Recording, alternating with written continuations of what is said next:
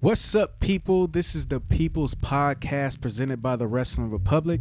It's your boy, Young Meechy, aka Scooney Mac, aka Young Twiggy, aka the Bay Area YouTuber, the Bay Area Wrestler. We here for another day, and my co-host is the one, the only, the most anticipated, the grand John Wiley. Yeah, you like know, you know like what? that intro? You know You what? like Let's move on from that. Oh, don't leave me in the ground like that. Come on, man. You don't like that? I like it, man. I was wondering. I was like, man, is something wrong with the recording? Are we gonna have to redo this again? I was just thinking that in my head. We need introductions, man. Pretty soon we need music in here, man. We come in dry every time. we gonna have some music, man. We gonna have some music. Come on, Oh now. man, I got somebody Theme working on the song. mix. I got someone work. Oh yeah, and we gonna have a theme song too. It's all coming together. It's all coming together. But what up, people, man? We got a great podcast scheduled for y'all today, man. We gonna just you know what? Before I even just give y'all a layout of everything that's going on, we just gonna jump right into it. I know y'all seen that Bray Wyatt promo that he first cut. The first promo he cut since coming back. Tell me your thoughts on Bray Wyatt's first emotional, very emotional promo that he cut. Well, I'd like to let him have his moment because, that was a very emotional, heartfelt for him because of the fact he has been gone. And he was gone for really no reason. There was really no reason for Bray Wyatt to be gone. But, it's nice to have him back, and it's great to have him have his moment. Personally, I feel, hey, man, all that tear-jerking nonsense, all that heartfelt mess, come on now, bro. You are the Fiend. Sister Abigail, come on, man. I'm not here for that. But it's good that you're back. I'm not gonna lie, I was pretty surprised, but it's one of those things for me that I feel like he implemented part of his life and part of what he's actually going through into that promo. But there's this other side to me. I kind of feel like Chris Jericho tweeted out and he was like, I absolutely loved it, but I'm not buying any of it. And that's kind of how I feel at the same time. I'm like, is this part of the character now that he's trying to like get across of like this guy that's super emotional, that's kind of like playing to the crowd within his own emotions, and then he's like, boom, then he switches up. I wonder if he's gonna always cut a promo like this, like from here on out. Anytime you see him as a character, he's like cutting a promo that's super emotional. Babyface Bray Wyatt, you think that's on the horizon? Or just like this manipulative character that you may think he's like for the people, but he's actually just manipulating everybody. Like something completely different. Yeah, watch that mask. Come on, man. We're going to get something completely different. That's what I'm assuming. And that's what I took away from it. I was like, dang, this is a pretty good promo. Like, man, he's telling us how he actually feels.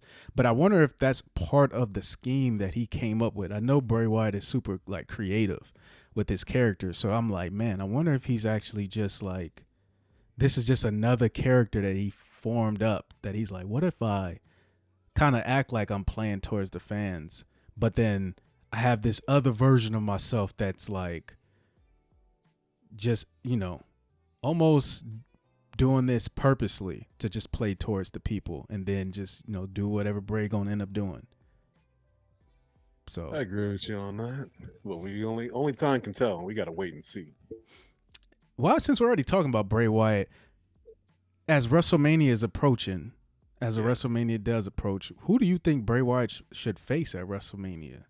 Shoot, I say he should face that couch, not do anything. But if we're gonna get real with it, personally, if you ask me, I think he'd make a great match, a great tag team match with his stable, and they should be the ones to take away the belts from the Usos because of the fact there's like a long history beef with the four main tag teams from back in the day. So it makes sense for them to come by and just scoop those belts off.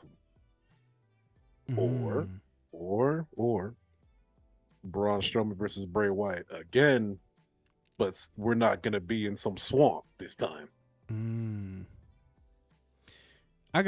Those are some interesting ones. Like I feel like obviously the Usos do need to face someone at WrestleMania. The Usos, they've been reigning undisputed tag team champions for a while now.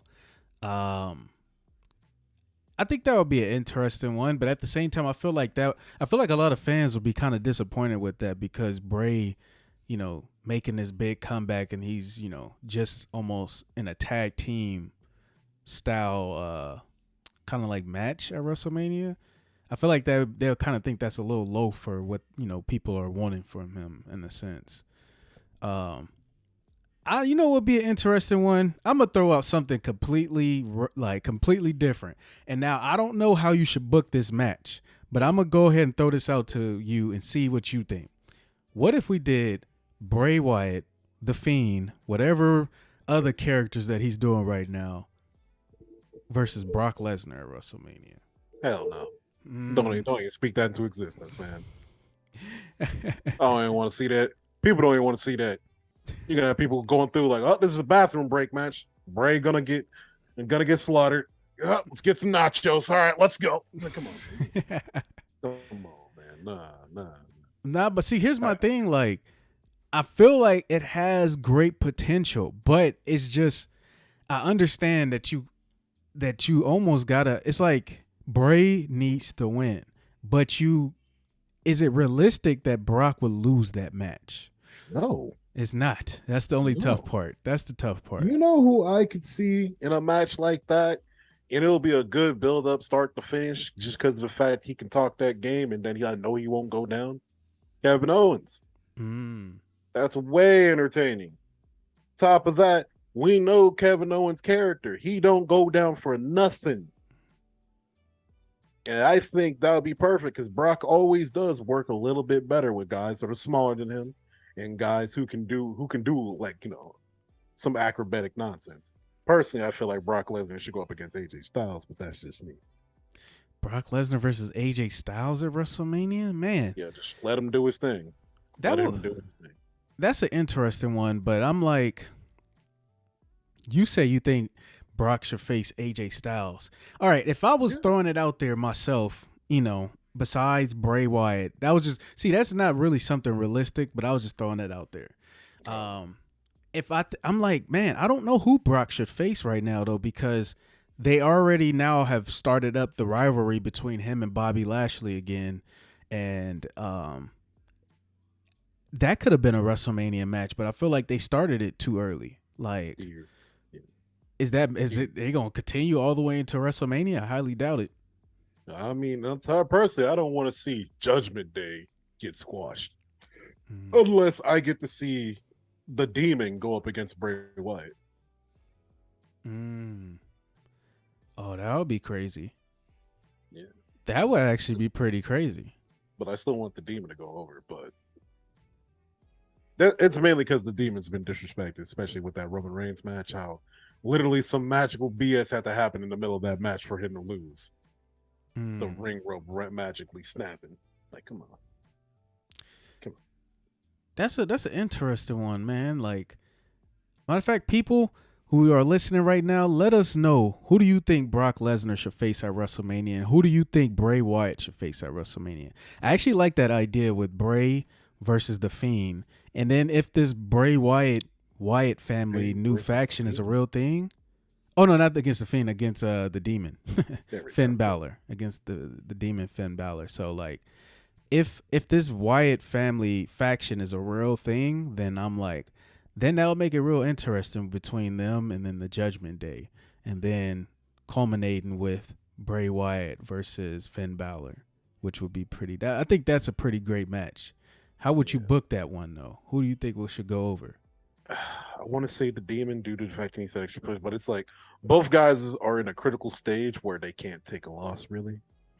So it's really a coin toss. I say, well, Bray is already accustomed to losing, so yeah, might as well let him take another L. But on a serious note, though, I think wholeheartedly the Demon should win. The And it's Diva. gonna be one of those matches where we gotta protect Bray in the loss. Yeah. I think right now for me, I actually like everything Finn Balor is doing. Have you seen how like he's getting into that character right now? Like Oh he yeah. likes being heel. Okay. Well, he's like this. A lot of people don't understand. He was in Japan with Kenny Omega and them, and if I'm not mistaken, he was a Bullet Club member, and I think he was probably one of the inventors. Mm-hmm. So it makes sense for him to be a heel. He was probably waiting for this moment to happen, man. Probably be like, man, I can't stand having these fans touching me, man. I can't wait to go heel. That's probably what he was like, man. And then now I think they just confirmed that it's going to be the OC versus Judgment Day at Crown Jewel. AJ Styles. Remember we was talking about last week? I think we were saying like AJ Styles, it's looking like he may end up teaming up to help Edge, but now Edge is just gone for at the moment. And then Edge going to Disneyland. And then the OC is back. Oh, yeah. The OC is back. It seems like Triple H is bringing everybody back.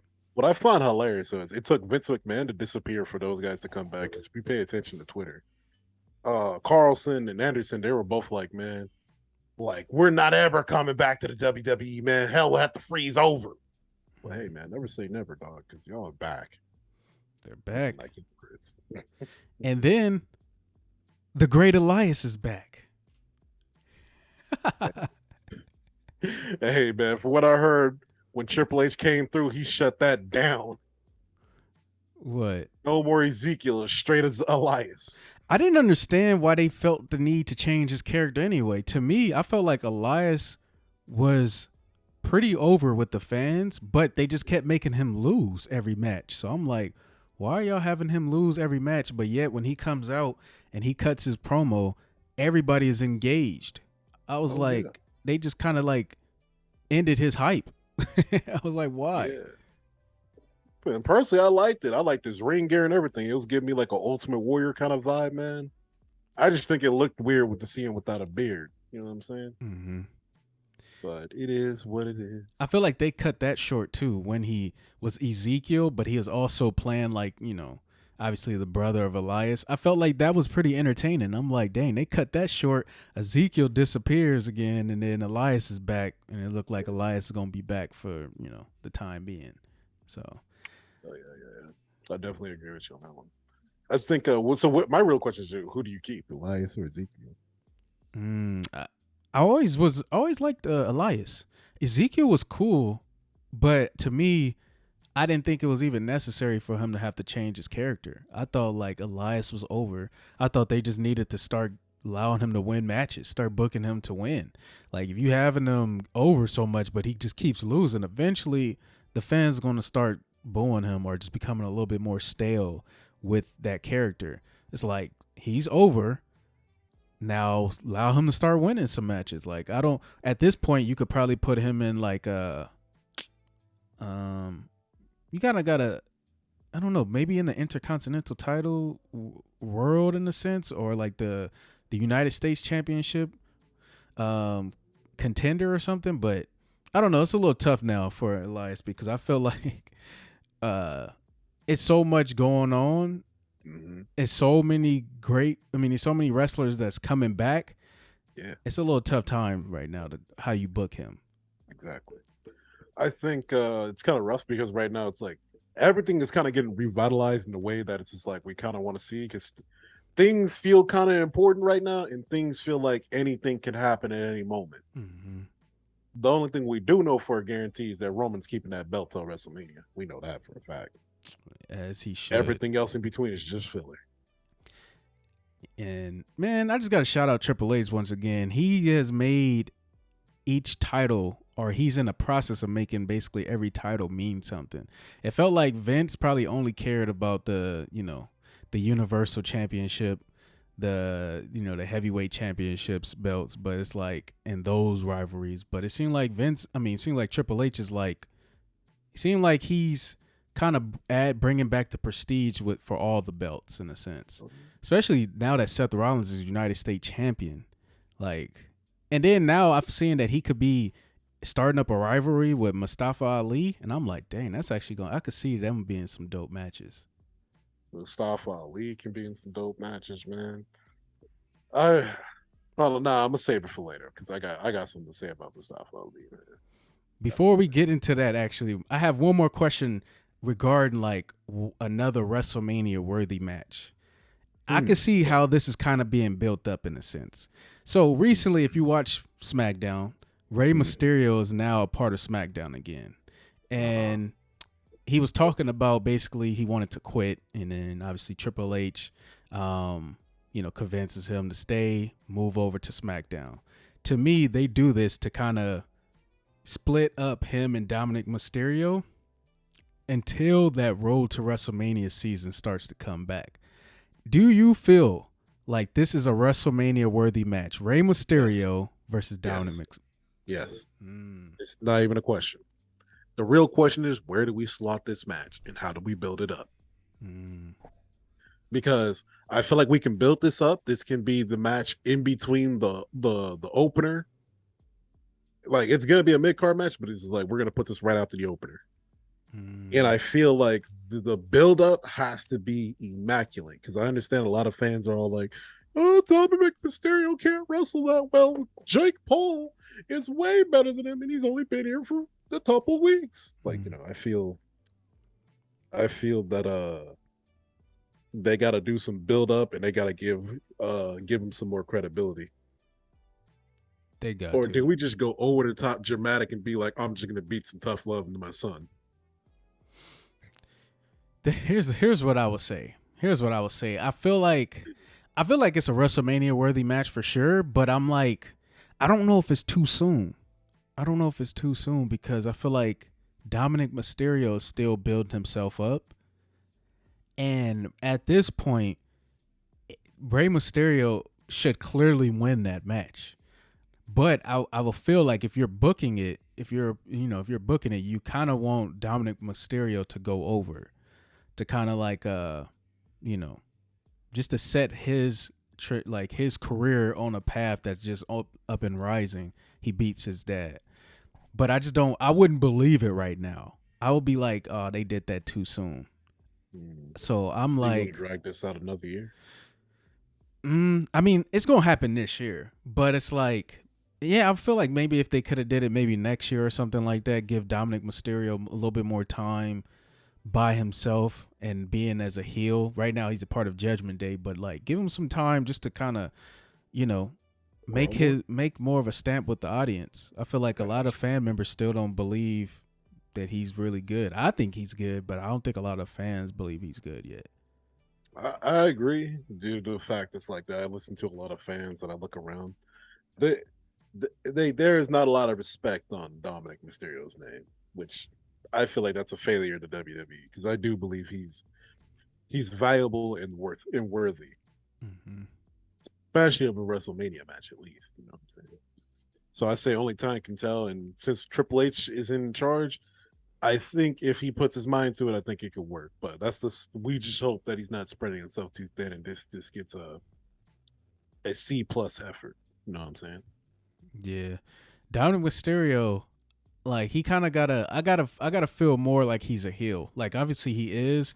He's turned on his dad. He's turned on Edge. Like, but there's still something that's kind of like he still got to build on something that just makes him like this real heel to me. So but I see why WWE kind of split them apart right now. Put Ray on SmackDown, allow Ray to kind of go after, to kind of build up himself again. Even though Ray is a legend, I feel like they kind of just WWE stopped using him for such a long period, or they just had him tag team up with his son, and kind of like, you know, Rey Mysterio's still a legend, but he doesn't have that same allure. And I feel like they got to build that back up for Ray to I make do. people want us to watch that match. I'd hate to see Ray go through what Jeff Hardy went through, where Jeff is supposed to be treated as a guy who can go for the Universal Championship. Instead, we just had them slightly battling for the money in the bank and slightly battling for the U.S. Championship. You know what I'm saying? Yeah. If I was in charge, hey man, Jeff would have been the United States or the Intercontinental Champion. Mm. Would have happened. Yeah. But you know how it goes. Yeah, it's just like over time, the legends. I feel like over time, if you stay a part of the WWE for such a long period, Oh yeah. then it takes you have to be really, really great to just stay in that main event, echelon up there before they just start having you lose a lot, and then it's just like, damn. The only guy I've seen that has gone through that and hasn't, who's come somehow every time just come back, is Chris Jericho. Because he's a legend, man. You had Chris Jericho on Defend This Wrestler. Come on now. That dude is a legend. I'll give him his credit where it's due, but I'm not going to call him the GOAT. Oh, no. He ain't no GOAT. He ain't no GOAT. Oh, no. Yeah, he ain't we don't do that out here. But this may seem like the most random topic since we're already talking about the GOAT. This is a completely random topic, but sometimes let's just think about this. If we was to bring back a legend in 2022, and this is a wrestler that is on most people Mount Rushmore. Let's say we bring back Hulk Hogan in 2022 in the world of wrestling. What does that even look like? And then if you were in control of the booking, how would you book Hulk Hogan nowadays in 2022? I have to book him so sparingly because part of me says we shouldn't do it at all due to the fact of the climate of how people are. Because, people like to use something from 20, 30 years ago and they'd be like, you're a terrible person. I'm like, Jesus Christ, man. First, obviously, this guy went through something, it's had to change. Or at least have to make it a point to where, he keeps everything to himself. In regards to the Hulk Hogan situation, we weren't supposed to see that tape. At the same time, though, the dude was cheating on his wife. And at the same time of that, he got exposed by a third party, man. We got to see how he really is backstage. It's kind of crazy. But personally, if I were to bring him back, obviously I would, due to the fact that he's still worth money. There are people still, quoting Hulk Hogan and doing references to him. So the way I do it is either A, he's like a part-time manager, like he's going to show up once every other week, or B, I'd have him as a host. You know what I'm saying? I have him host special events like the Royal Rumble, special events like Survivor Series or SummerSlam.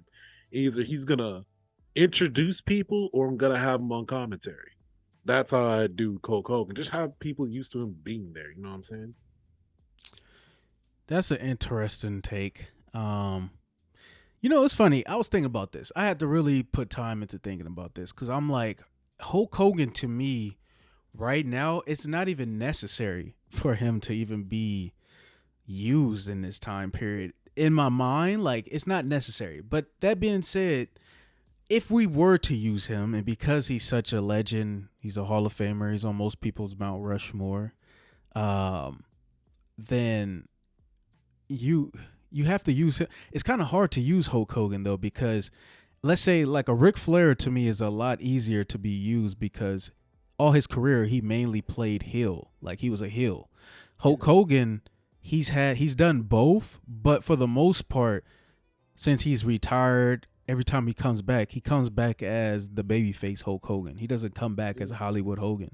So then it's like, to me, him being a babyface, it's hard to really use that unless you use him in a role that you said as like a host, as a commentator or something like that.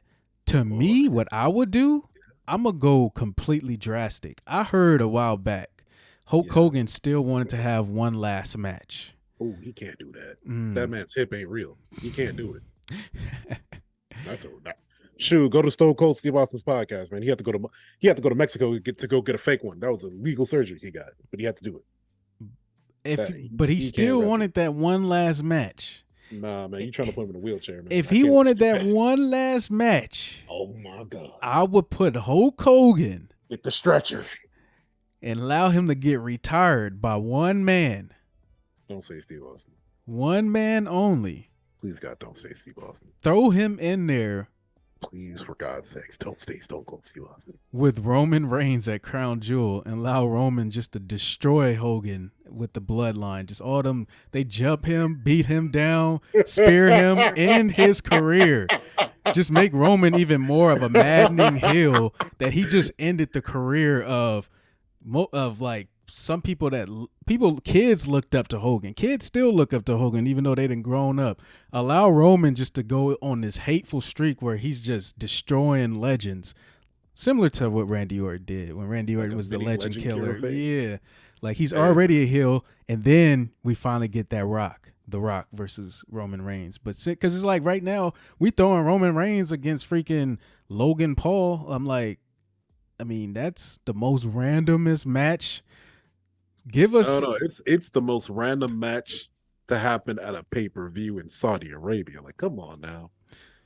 You got to give these people their money's worth. That ain't it. It's the most random match. So I'm just like, if he's facing Logan Paul already, Logan Paul hasn't even earned this match yet. Like, he's only like, he hasn't beat nobody really. So to even end up in that match, He's beat the Miz. Bruh. If that Who hasn't beat the Miz? Who hasn't beat the Miz? Everybody has beaten the Miz. So I'm like, all of a sudden, I'm like, I'll bring back Hogan to get destroyed by Roman, and then and just end that off. Like Hogan, you wanted one last match, but according to Hogan, I think Hogan wanted one last match with John Cena, which would be interesting. Can John Cena carry a Hulk Hogan right now? Through a good match? Hogan's gonna take one back bump and that's it. He's going down 1, 2, 3. Hogan versus John Cena. Would you want to see that? No. In 2022. We saw how bad it looked when Stone Cold Steve Austin came back against what's it called? Kevin Owens.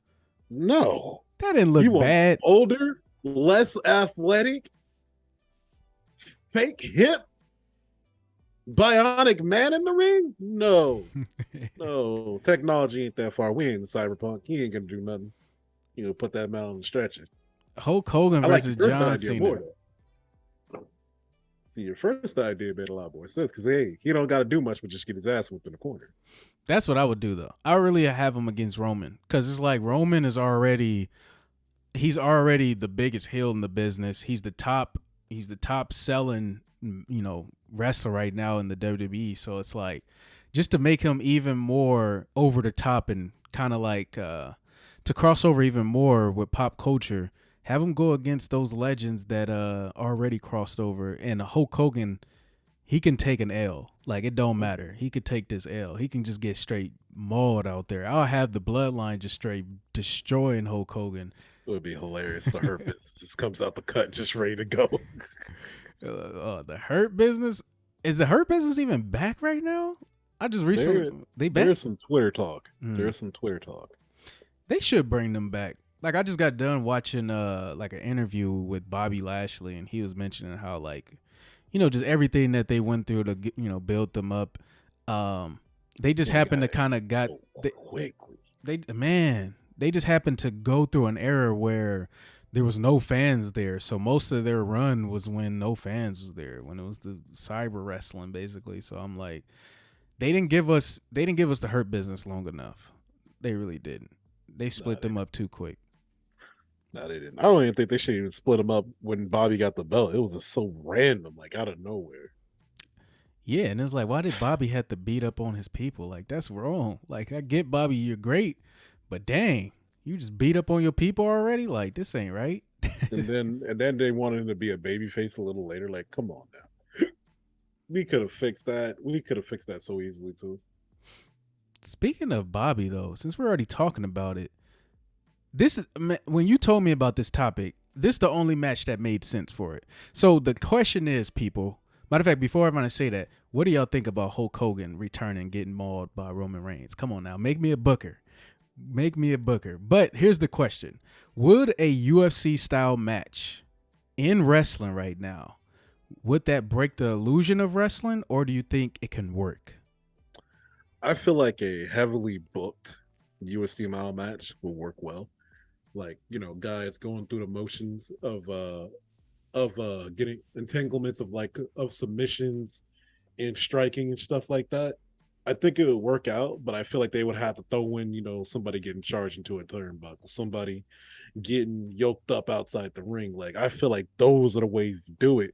Because if you do just let a full on UFC match go on in a WWE ring, I feel like you're gonna break the illusion and make people bored. Or if not, it's gonna turn people off. Or worse, the next match is gonna look terrible. Like imagine we put like a Liv Morgan versus Rhea Ripley or something. People are gonna be looking at that match like, what are we doing here? Mm-hmm. What's going on? Mm-hmm. Somebody broke the Genjutsu, man. It's not real. Mm. I would say it can work. But to me, it has to be with some real MMA fighters, or at one point in time they were MMA fighters, like Brock Lesnar and Bobby Lashley, the perfect example. If they were in a UFC style match in the WWE at WrestleMania, I think that would do like great numbers. Like that would be phenomenal. I feel like you can dang near bring Daniel Cormier out and have him be special, like just be the referee again. Imagine they got Joe Rogan to do commentary too. Oh, that would be sick. That would be really, that's a great idea. Triple H should really do that. Like, cause then now you're attracting more UFC fans, MMA fans. You're trying to bring them over to the WWE. I think that's a great idea, and especially because Brock Lesnar and Bobby Lashley once did it. It's like, it's believable. Oh yeah, It's very believable.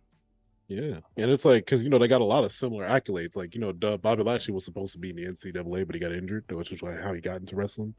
But people are like talking it up like he could have won the whole thing if he didn't get injured, and he got injured in the weirdest way possible. Like a bank robbery happened, and he dropped and hit the floor too quickly and hurt himself. And you're just like, huh? But you know how bank floors are. They smooth marble floors and stuff like that. So I can see how he got hurt. But the bottom line is this, though. If he didn't get hurt, he probably would have been a NCAA champion, just like Brock. Yeah. Here's my thing. Man, I just don't. My only thing is, I love that they're bringing back this rivalry or starting up this rivalry, giving us a real rivalry with Bobby and Brock. My thing is it a little just too soon? I feel like this could have culminated with a match at WrestleMania between those two, because I feel like Brock, I don't know where else, if this rivalry ends before WrestleMania, who do you have Brock face? Like, Brock has already faced everybody. He's dang near beating everybody. So it's like, oh man, that's a rough one because man, this is where I wish Omos was that guy, but he's not a him yet. But this is one of those situations where we got to reach into our bag and pull out a classic. We might have to rerun Seth Rollins versus Brock Lesnar. We might have to do it. ooh, I'd rather see freaking Brock Lesnar go one more time against John Cena or something like that at WrestleMania. Want to see John Cena get dragged again? Because I ain't got no issue with that. Drag his ass. Stay in Hollywood, John. Yeah. Because neither one, I mean, like John Cena taking an L, it won't do much. It's not like it's gonna do anything. It's John Cena. You know what we could do? Mm-hmm. Like on a real blockbuster swerve, The Rock versus Brock at WrestleMania main event. You ain't gotta put a title on the line. He'll just make money. If Vince was in control, Vince would definitely book that. Everybody's looking for the Roman Reigns versus The Rock. Vince would be like, forget all that. We doing Brock Lesnar versus The Rock for the Universal Championship. Like, he'll somehow have Brock win the championship at the Royal Rumble, and then The Rock win the Royal Rumble, and then everybody's gonna be booing and hating on that. And just like, imagine this: The Rock wins, right? That belt. And Roman somehow takes the belt off him a little bit later at like Money in the Bank or SummerSlam. That sounds like some Vince McMahon booking to me. Maybe. I don't know. I just this idea just popped in my head. Maybe this is the match Brock Lesnar can have at WrestleMania. Brock Lesnar versus Edge. You know what? I kind of like that match because if you go back to like I want to say 2003 or 2004, Unforgiven, Edge was one of the people that was closest to beat Brock Lesnar back when he was the next big thing going on. And Edge's match against him was one of I want to say Brock's better matches on pay per view. So I think that would be an entertaining match. And Edge is still shown he could still put on good matches. And Brock and Edge, I know because we've seen it 20 years ago that they have that chemistry. So it all depends on how they come back and do it now. But I'd like to see it. It would be interesting just to see how would they even build that up though. How would Brock Lesnar and Edge come across each other to even have a WrestleMania match? Like, what does that first encounter look like? You know, it's easy for me. An easy way to do this: we bring back the old Brock Lesnar, and just because Brock wants to start some ish, we just have the Glamazon come out on stage with a neck brace and be like, "Oh my god." After getting concertoed, oh man, I don't think I can ever wrestle again. So here's my final goodbye. And then Brock Lesnar comes out the cut. And everybody's like, what's going on here? Oh my God. Somebody do something. And then all of a sudden, Brock just comes through and slams through a table. And then Edge finally hits, music hits, and he's going to come down and fight Brock. F5 through the table. Oh, yeah. Hey, man, speaking of that, though, it made me think, like, I feel like the Glamazon, I feel like Beth Phoenix is due for a WrestleMania match, too. Oh, yeah. I say she can still do something in that ring. I don't think she's too out there to not be, like, ready for the ring. So, yeah, I think, go for it. Do it. I feel like a lot of the current women wrestlers, they looked up to Beth Phoenix. Like, I've been watching a lot of interviews on the WWE Network, all these different things, and a lot of them look up to Beth Phoenix, like a lot of them. So I could see she's been around lately too. I could see them finally doing something with her versus maybe Charlotte or something like that. Oh yeah. So Charlotte doesn't have to be in the title scene. Exactly. Yeah. From what I hear, she's like a really nice person backstage. So let it rock.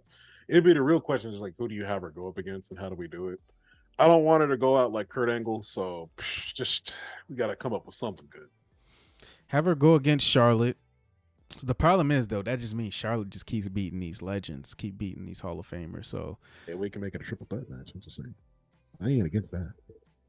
Man, my question is, when is Sasha coming back? Forget all these other women wrestlers, man. When is the GOAT coming back? You know that's Royal Rumble season. Come on now. GOAT. Come on now. And on top of that, you know what? You missed a perfect opportunity to put in one swole chick against another swole chick, man. You know who I'm talking about? Jade Cargill versus the Glamazon. Ooh. But see, this is the problem with AEW. Like, if AEW let go, if somehow, some way MJF and Jade like end up in the WWE, it's over. It's over, man. It's over. Like, you know how many dream matches you can have with Jade Cart? Like, Jade versus freaking Ronda Rousey, Jade versus Charlotte. You just go have her go through the whole roster, dang there, and those is all just phenomenal matches. Like Jade versus Rhea Ripley, muscle on muscle. That's what I'm looking for. Against Bianca. Like, it's just so much that could happen with that. Let her come a free agent, man. I know Triple H gonna try to throw them dollars. He gonna try to get her to come over. The bag. With the quickness, man. With the quickness. As soon as he hear that she's an NFL contract, $20 million guaranteed, 3 years. Because it's so many matches you can have with that. Like Ronda Rousey, like it's just so much main events. Bianca Belair, that's a WrestleMania match. Sasha Banks comes back, that's a WrestleMania match. Her even facing Bayley. Becky Lynch, it seemed like she dipped off from the scene a little bit. So it's like, it's so many people. Yeah. If AEW loses those two, it's over. It's over. You're saying they'd be better utilized in the WWE than they would be in AEW? I just feel like the WWE has a bigger platform and there's more dream matches to be had. There's a lot of women wrestlers in the WWE that are superstars, that are completely over, that are over than a lot of men in the WWE. So I'm like, with Jade, you bring her over with that big personality, with the allure that she has because she haven't lost really. It's like, yeah, it's so much you can do with that. It's so much you can do with that. So I would like Jade and MJF both to end up in the WWE, and that's my prediction. Go ahead and matter of fact, for since we're already talking about that, let us know who do you feel like would do better on a different promotion right now. Oh, you talking to me? Yeah, yeah. I thought you were talking about the fans. My bad. No, no, you. Not My the, bad. the fans. Oh, The man. fans. The fans can answer that too. But what about you? Mustafa Ali, man. Mm. Mustafa Ali. That is the man I think they should do a trade for. Due to the fact I know Mustafa Ali's wrestling style doesn't quite fit the WWE, or at least Vince McMahon's WWE, which is that slow-paced old man style that we've all been accustomed to. I feel like if he goes to AEW, he's fast-paced, he's energetic, and on top of that, he can really work and move in that ring. And I think he'd be a perfect partner to go up against guys like Will Ospreay, or guys like Kenny Omega, or even Pac. And I know they could utilize him a lot better, and he won't be getting these weird mishmashes of size going up against those guys, because since the AEW dudes are a lot smaller, he'd be perfect. You could slide him in that roster, you would be like, oh man, he's here, didn't even notice, but I'm glad he is now. Like, god dang, it's like he pop off, man. He pop off so hard, man. Even with Mustafa Ali, now I feel like they may actually give him his just due. Like he's about to be in a rivalry with Seth Rollins. I'm pretty sure for the United States title is going to be on the line in some of their matches. Like, yeah, I feel like Triple H is going to try to utilize him, in the best way possible. But I do feel like him going to a different promotion. I do agree with you. It'd probably do best for his career, especially up to this point. But yeah. I feel they like kind of dropped the ball after Kofi Mania. Yeah, exactly. Because Kofi Mania was supposed to be Mustafa Ali Mania. It's supposed to be his big push. Yeah. It was just like tragic. Yeah. Do you got anybody else? Another wrestler I feel like that actually do quite wonders if they got traded would be Wardlow if he went to the WWE, because I feel like he'd be perfect. Like once we're with the Steiner son, once we put Braun Breaker on the main roster, we just slide Wardlow right in there, and he'd be perfect. You can give him a platform to really excel in, or if not, be the face of NXT and carry it to even higher heights. Because Wardlow, hey man, that's an athletic big man. On top of that, man, I think he could use that time in the sun in WWE like that, man. Because I feel like AEW should have made him Ben pop off, and we should be talking about him a lot harder. The only time I ever heard about him, man, was where he brought up he can take on Brock Lesnar. Everybody laughed at him. That was the only time I heard about Wardlow. So I think, yeah, man, trade him to NXT, man. Do it. It's a good move. Make it happen. I got one more too. I felt like this guy has not got his just due since maybe the first year when he got moved up to the main roster, and then his time in NXT. But since then, he has not got his just dues. I feel like you throw him into AEW, he would be used a lot better probably. So this guy, Shinsuke Nakamura, I don't think the WWE is. I just seen him. He just pulled up on the scene in NXT. And I was like, what the heck? Like, the king of strong style? You want him to go back and face Kenny Omega again? Something yeah. You giving those AEW guys a dream match, man. They over there can't contain themselves, man. Shinsuke, because the WWE's not really using him. And I feel like Triple H is going to start using him because I just seen him on NXT. So I feel like, either he's about to go back to NXT and, be at the top of the game in NXT, or it just shows you it's a lot of talent there right now. And then when Vince was in control, he just kind of overlooked Shinsuke completely. Like, so like I think it's like bad logic coming from the Al Snow school of logic, which is like this. The thing that makes Shinsuke Nakamura is his strong style. He's named the king of strong style. Strong style is the Japanese style of wrestling where you're using a lot more strikes and kicks and punches and elbows and knees and et cetera, to get your point across in the ring, which is dope. I like it. But then if you use the Al Snow school of logic, anytime you throw a strike or a punch, it looks super fake and no one's going to get with it. Oh, I think it depends how you do it. And if you do it right, you're going to get some dream matching classics because we know that Shinsuke Nakamura has went up against a lot of the guys who are on the WWE roster when they were in Japan. Do you know Shinsuke faced Brock Lesnar? I bet you didn't. I did not know that, but I did know Brock was in Japan at one point. Oh, yeah, he fought and beat on a young Shinsuke, but it was a good match. 7 out of 10. Go watch it. It's on YouTube for free. Do it. We'll check that one out. See, Shinsuke, I didn't forget about you, man. You deserve a little bit better right now, and I'm hoping because I'm a WWE fan that Triple will do better by you. He's deserved better for 5 years straight. Dog. Man, he deserved. I ain't never seen someone drop the ball worse than Vince McMahon with Shinsuke. I would have let him beat AJ Styles at WrestleMania. That's what should have happened. And then we shouldn't have let that trash ass backlash happen where we had a double KO because we both kicked each other in the nuts. That shouldn't have happened. Who booked that? And who's still working after that? God dang it. Shinsuke deserves better, man. I feel like AEW could do right by Shinsuke. They would allow him to be in the main event scene. He'll do some wonders there. And maybe Shinsuke versus Daniel Bryan at one point. Like I feel like they can put on some great matches. I just feel like that the scenery of AEW matches what Shinsuke can bring to them.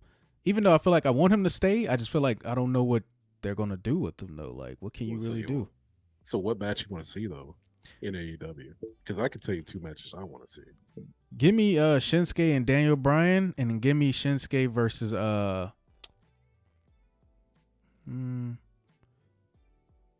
know, I think that would be an interesting rivalry. I'm gonna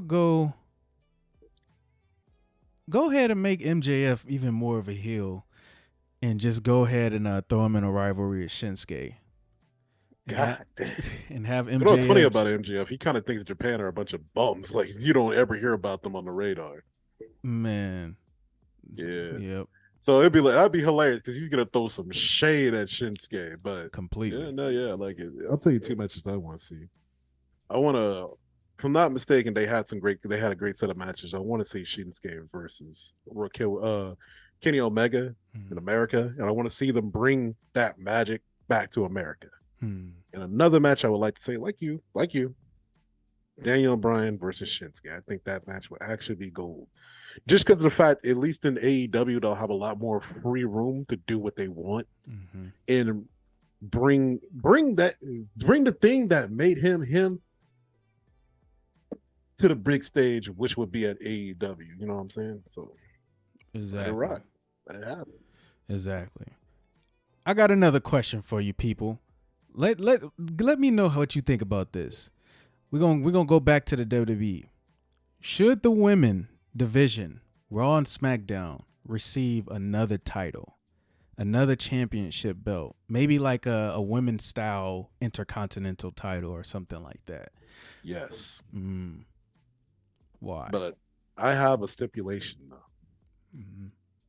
I'd like this belt to go in between the main roster, right? And I want this belt to be treated as if you're holding on to like a guaranteed slot to challenge whoever's holding the belts at SmackDown or Raw. So whoever's holding this belt has the opportunity to go to SmackDown or Raw and keep building up their reputation and go to and then challenge whoever they want. I feel like that'd be a lot more interesting, and then there'll be a lot less questions. And I feel like you can hold better rivalries because that leads to more times where you don't have to be stuck in the Raw and SmackDown realms. You know what I'm saying? If you're holding on to that belt, and then on top of that, we can run a lot more dream matches that way, or not a lot more good, TV matches. I would say, I think they should as well. I agree with you, but I'm just like, I don't know how would you be able to implement that right now. It's like kind of like the women's tag titles. It's like you really got to book that well. You got to use it. I feel like it could be, if it was broad, it could be almost underutilized, like the women's tag titles. Oh no, I agree. So it's I agree. I feel like they do need another championship, but it really has to be used well, and that's tough in this day and time when you only have a certain amount of hours during each show, and most of the most of the time we get to see the women is when it's revolved around the major championship, the Raw and SmackDown title. So you really have to make that championship great. Like I said, man, if that person's able to hold on to that belt and go back and forth, whoever that person is has to be a monster and is willing to collect the belt. Mm-hmm. But then the real question is like, once they got two belts, like, how did they lose that secondary belt? Or how did they keep it? That's the only problem with my belt theory. The thing is, But, though, yeah, or if not, hey, they got to relinquish it, and then whoever gets, they got to climb and go get that belt. You know what I'm saying? yeah, yeah. That one would be a tough one. That would be a tough one, but I feel like they do deserve it. But it'll have to be like it'll have to be something that set them apart though. Like I need a female Bret Hart or something like that. That's just you got Charlotte. I'm just saying that is your female Bret Hart. That brings it and make it like a just great women's wrestling. Like forget all the other stuff. This is just the title that showcases the best women wrestlers, like the IC title used to do back in the day. So for the men, so that's what I would do, and it'll have to be. But you'll really need that. They'll have to really use it though. But then who do you want to hold on to be onto that belt and be the face of that belt? Because there's a lot of people from NXT and WWE. Sasha Banks, man. Sasha Banks. Oh my god. Sasha freaking Banks. Bailey. Becky Lynch.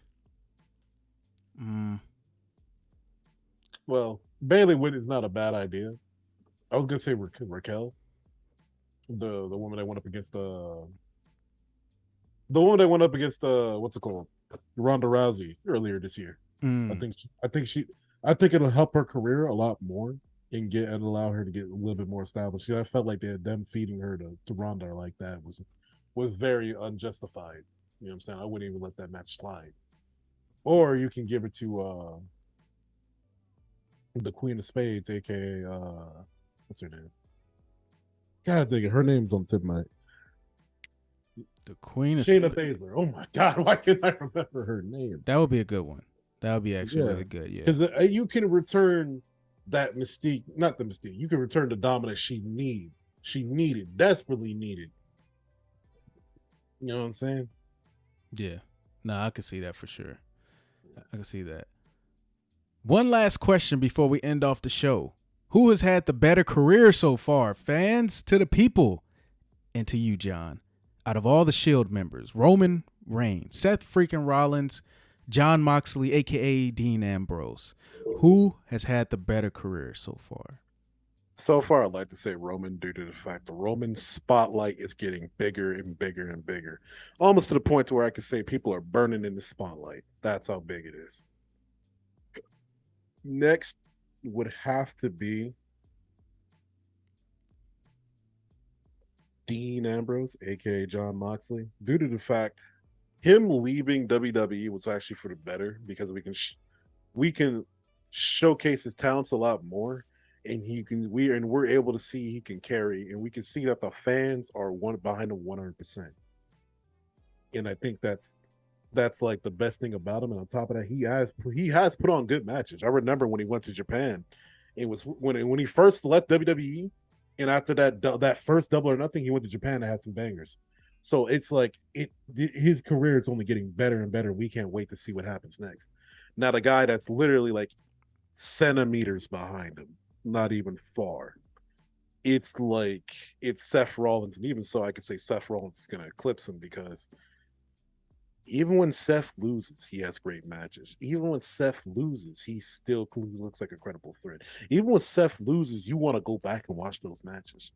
Seth is like literally like putting on banger after banger after banger match, and great character, great matches, great rivalry, back to back to back to back to back.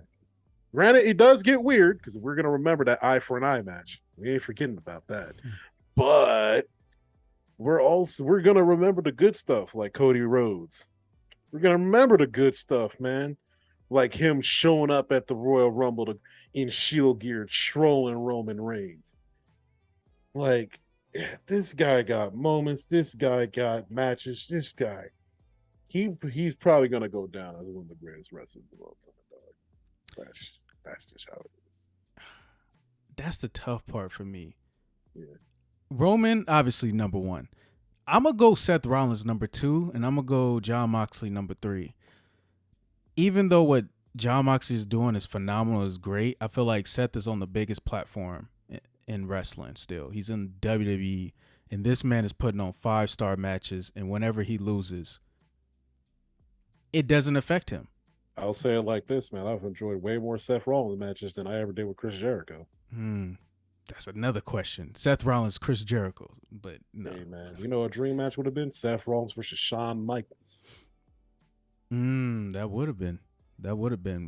I mean, I already know it would have been a 5-star match. We didn't see the whole rivalry with Seth and Edge. I feel like we could dang near get a WrestleMania match with those two again.